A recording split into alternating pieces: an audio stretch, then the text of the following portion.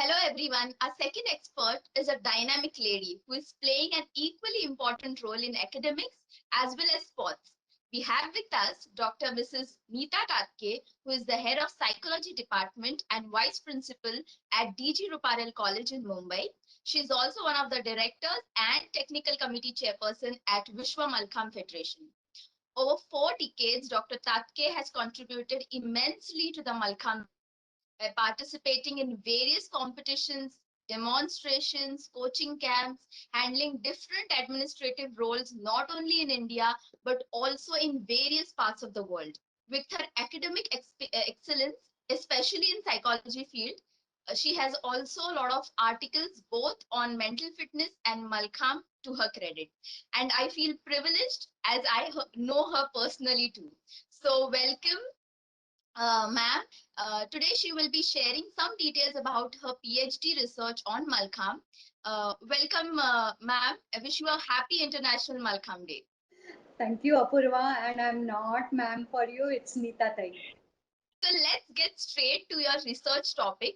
Your topic was emotional intelligence, executive function, and explanatory style as a function of participation in competitive Malkham. So, in simple language, can you explain these three terms to us? Yes, definitely. I'm so happy to share the information about my PhD research to all of you. Emotional intelligence is the intelligence in the area of emotions. How we control our emotions, how we manage our emotions, how we deal with our emotions, and also how we deal with the emotions of others. Huge research in psychology is showing that the academic intelligence which the students have, getting first rank in the school, getting a very high percentage in college, does not guarantee success in later life. But what guarantees success is the emotional intelligence. If you are able to handle your own emotions and emotions of others, that guarantees success. Executive functions. Now, you know what is the role of an executive in any organization? The executive manages the people who are in the higher cadre, the executive manages the people who are in the lower cadre, plans, executes. In the same way, our frontal lobe, which is the front side of the brain, does the job of executive functions. So it means primarily it does the role of problem solving, it does the role of decision making, and something which is considered very, very important is impulse control. It includes concentration, attention with these important functions. In explanatory style, my major focus was on the hope score. See, it has been found that in the situation of trauma, in the situation of challenges, in the situation of difficulties, and generally in life, what keeps us going is the hope for a better life, the hope for future, the hope about something good is going to happen. So that's the explanatory style. I hope I'm able to explain these three apparently technical terms in simple language. Yes, definitely, Nitatai. And in your research, you have related these three things to Malcolm. So, can you tell us about what was the relation and what did you conclude from your research? See the first variable, emotional intelligence. Now let me give you a very simple example on Malkham. The first lesson, say for a boy, is go and sit on the top of the Malkham. Now that is scary. You are sitting on 8 feet above the ground. The boy starts learning, goes and sits on Malkham, masters it, starts enjoying it, does variations. Soon comes the next lesson. Now stand on Malkham. Now the fear comes back. So as you learn, you are managing your fear, you are managing your anxiety, you are managing your doubt, your negative emotions. You are also experiencing a lot of joy, a sense of achievement, happiness, and these emotions have to be managed if you have to do Malkham well. You master everything, you prepare yourself and you stand to perform your competition set. The anxiety, the fear, the doubt comes back. You have to gain more confidence, you have to work on it. So my assumption was people who practice Malkham are able to deal with their emotions, they are able to handle their emotions, and they are able to manage their emotions. What I had done in my PhD research was I had taken a group of individuals who did not practice Malkham, and I had compared them with those individuals who practiced Malkham. And then what I found was yes, people who practice Malkham are better able to handle their emotions. See, as I just mentioned, emotional intelligence has a huge implication in the life of the person, and especially in testing times. We are in a pandemic, it's a testing time emotionally.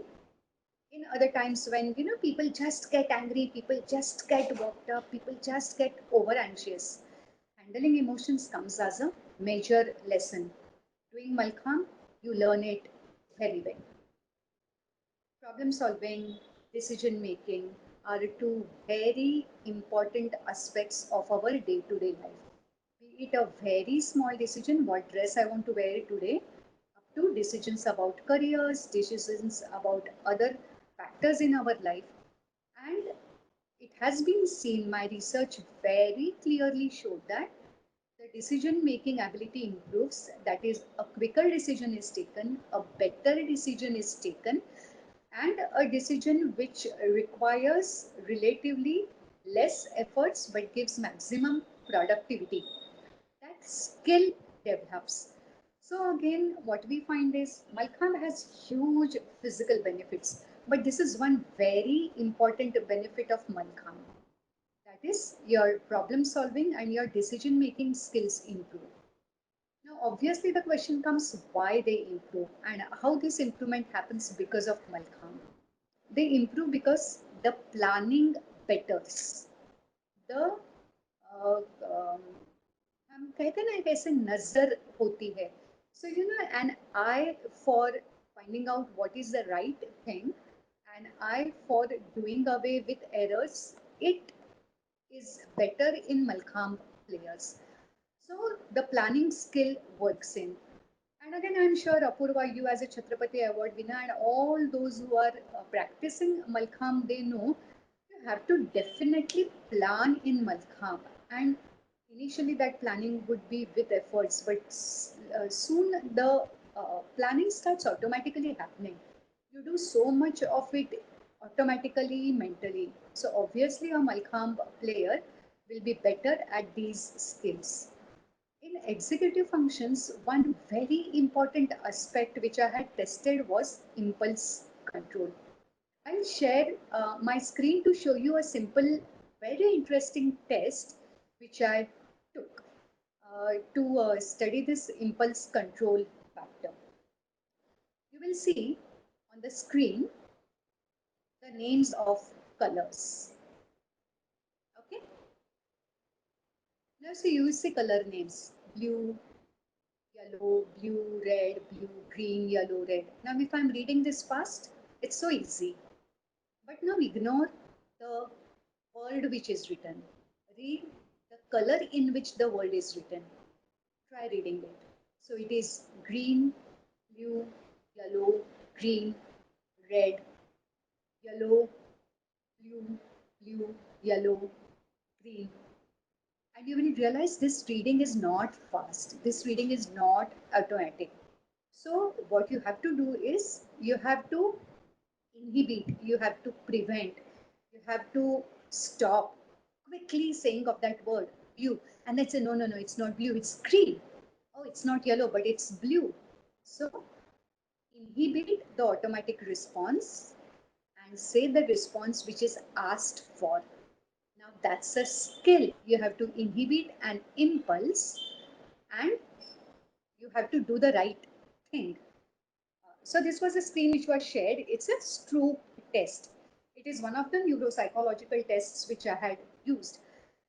Now again, what happens? What I realized was in the initial stages, the people who were not into Malkham practice and people who had not yet started Malkham practice were at the same level when it came to saying, making errors, difficulty in saying the color and ignoring the word.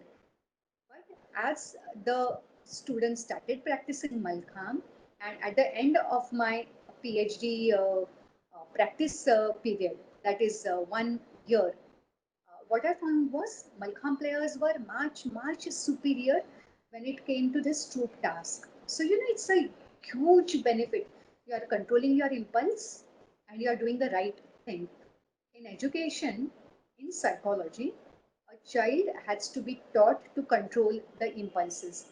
All the parents who are listening here have young children, they will know how difficult it is to teach a child. But see how easily you learn this skill on Malkham, because on Malkham you cannot do any impulsive move, because impulsive move is going to result in a risk, it's an injury. And therefore impulse control was one of the major factors which I found as a primary psychological benefit of Malkham. The third area, as it is explanatory area, it's the hope score. See, Malkham is a tough game. You start it, initially it hurts, it pains. It is not a simple thing that I just hold my bat and I hit the ball. You have to learn it with proper technique. But once you are into it, that hurting, that bruising, that pain, it goes. You start getting a sense of achievement. This sense of achievement, it doesn't come very easily, at least not easily in the initial stages. And here the person learns. I have to be patient. I have to practice. I have to sustain. Okay. So again, keeping the hope of achievement and doing things comes with regular practice of Malkham. So many times I have seen in competitive Malkham that a player has practiced for 1 full year, one small mistake in the competition, and the medal is gone. The selection in the national team is gone. But the person sustains. Why? Because Malkham teaches him this value that yes, patience is the key. If not today, definitely tomorrow. So all these three variables have a huge connection in terms of learning a practice of Malkham. And there you get it. Thank you, Nita Tai. You have wonderfully explained the three aspects and how, Malkham, regular practice of Malkham can have benefits in these three aspects also. And it's a unique, unique psychological benefit, I would say, of Malkham. And turning to the mental fitness or turning to the psychological fitness, I have one more question related to that. Is we most of the people, or we also talk mostly about physical fitness benefits of Malkham on physical fitness. But what about mental fitness? How does Malkham contribute to mental fitness? And can Malkham be used as a treatment for most of the psychological treatments also? Excellent question. Yes. See, what happens is when any student plays any game, generally lot is talked about the physical aspect of it. The physical, because they get seen very fast. They almost get seen immediately. So I start playing, so I feel more hungry, I sleep better. The weight reduction takes place. But please remember, participation in physical activity exercise has huge benefits, much more benefits if you are practicing a tough game like Malkham, because Malkham inherently has its own requirements. Uh, in my coaching of students for last so many years, I can very positively say that we have had students, especially students who had huge aggression. There have been students who come with what we technically call as attention deficit hyperactivity disorder. So these are the students who are not able to concentrate. They are hyperactive. Because they are hyperactive, their hyperactivity goes to aggression. And a huge benefit of practice of Malkham. See, when you are standing and doing even a simple jump on Malkham, your focus has to be there. That focus is not deliberate, because unless and until you focus, you are not able to do the skill. You are not able to hold your entire body up in the air. So that concentration, that small things of attention, they start coming in. Yes, I have seen people who are having psychological challenges to the extent of a serious psychological disorders improving by regular practice of Malkham. But let me tell you one thing, Apurva. When we generally talk of any specific benefit, that is this benefiting this, people will ask, what is the research? I would like to quote here the general research. You see, aerobic sports has found to have huge benefits when it comes to depression disorders, anxiety disorders, and serious mental ailments. In fact, a lot of psychologists are suggesting aerobic exercise even for memory related problems, senile dementia for older people. And then if you see Malkham in a way is a aerobic exercise. So yes, I'm sure the benefits will translate into Malkham also. I'm not aware of any documented research which has got done. But if you look at whatever research is available, yes, one can definitely say Malkham is very, very useful when it comes to mental fitness, of course, and psychological disorders too. Yes, and I think we rightly say that Malkham is for overall development, not only for physical but also your mental fitness. Let's turn to some general questions on research in Malkham. When I searched, Malkham research or research on Malkham on internet, I could find handful of researchers which are there specifically in Malkham. So, what do you think? Do we require more research, and what is the scope of research in Malkham? Huge scope, I would say. See, when it comes to research in sports, or more specifically to sports psychology, you can have two categories. One category is which are the variety of factors which improve your sports performance, and you will find immense amount of research on it. If you try to find out benefits of sports on physical and psychological parameters, comparatively the research is less. But I think this is the research which is going to take us to the common people. This is the research which is going to take us to everyone, because sports performance, competitive sports is done relatively by a very small percentage of sportsmen. So you will find it's a huge imbalance. Now, what kind of research in Malkham? As I said, as I have done, I have looked at three variables only. Now, look at the psychological factors which are there. So, n number of psychological factors, and one can find out how Malkham is going to be beneficial for these factors. Uh, Physiological parameters, yes, you could find out. One area of research in physiological parameters could be variety of health issues or enhancement of immune system, and how exactly does Malkham work on it. So it is generally said that when we do a rope Malkham, wherever the rope Malkham is tied to the body, say for example in recap it is the ankle joint because it is the ankle movie. Now, ankle area is one of the areas of acupressure. So now you have to exactly find out, how the tying of that rope puts the pressure to give the acupressure benefits. So that's a physiological research. And if you are then doing it, and if the benefits come out, it's going to be a very, very cost effective method by which we are going to reach out to people. So, huge scope. I wish more and more people come in Malkham research. I'm sure many people now will be watching this video are inspired to do more research on Malkham, and there's a huge scope as mentioned by you, and I think in coming years we'll see more and more researches happening in Malkham and people publishing it, and we reaching out to other coaches or players so that whatever research we researchers or scientists have done, it also reaches to the people out there, to the coaches, to the player, to the parents, to the organizers. So more development, overall development of Malkham can be seen in the future years. So Neeta, I also wanted to ask you one more question. In your research, you have related these three things with competitive Malkham. But what about demonstrative Malkham? What are your views on that? I see, basically in PhD, you need to have something which is very standardized.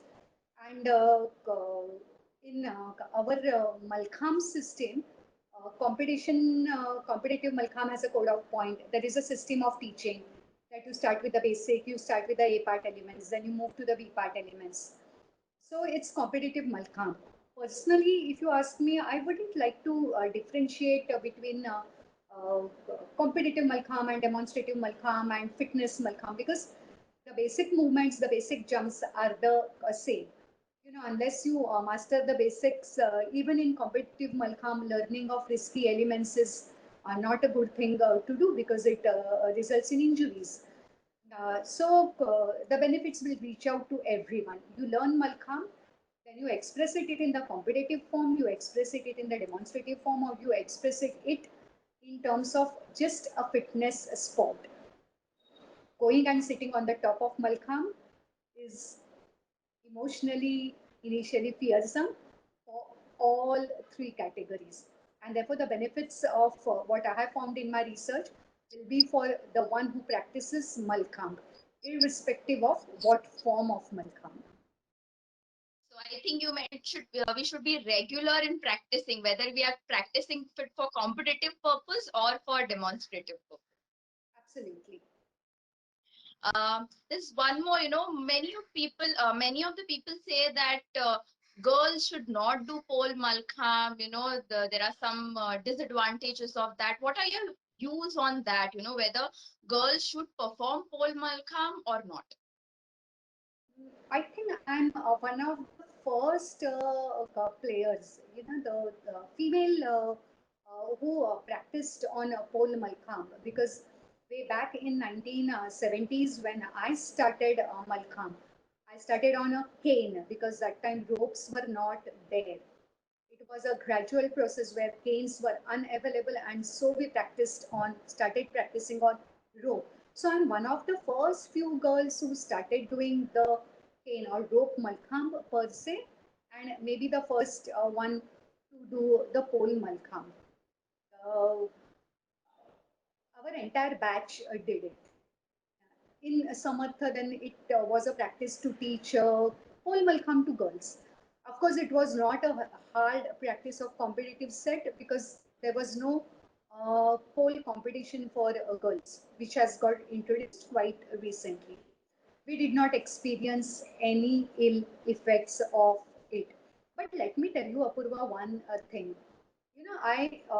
Being a student of psychology, practicing Malkham, always experienced huge, immense benefits of Malkham. And then we used to tell people that, oh, Malkham has these benefits, these benefits. In a recent trend, there is a tendency to ask, what is the proof? आपके पास कुछ है? Then the research came in. And then after my PhD, when I started talking to people and people asking me, and then I said, yes, I have done research. Immediately the perspective changed. So I think instead of, saying that pole malkham is bad for girls, our experience, it has not been bad. No harm, you know, a research opening, no harm, figure out, study, see the players. Basically, let me tell you, the traditional physical culture of India has been designed in such a way that it is going to benefit the entire physiology. And I think it's irrespective of the gender. Definitely, Tai. Last question. After so many years of the PhD thesis and research you have done, after that, what efforts have you made so that your research can be reached out to people or to the Malkham community? What are your efforts in that? I have double emotions when I'm answering this question. One is, yes, I have reached out to general community in a huge way. SNDT University had given us an opportunity to teach the teachers from the Kendriya Vidyalaya.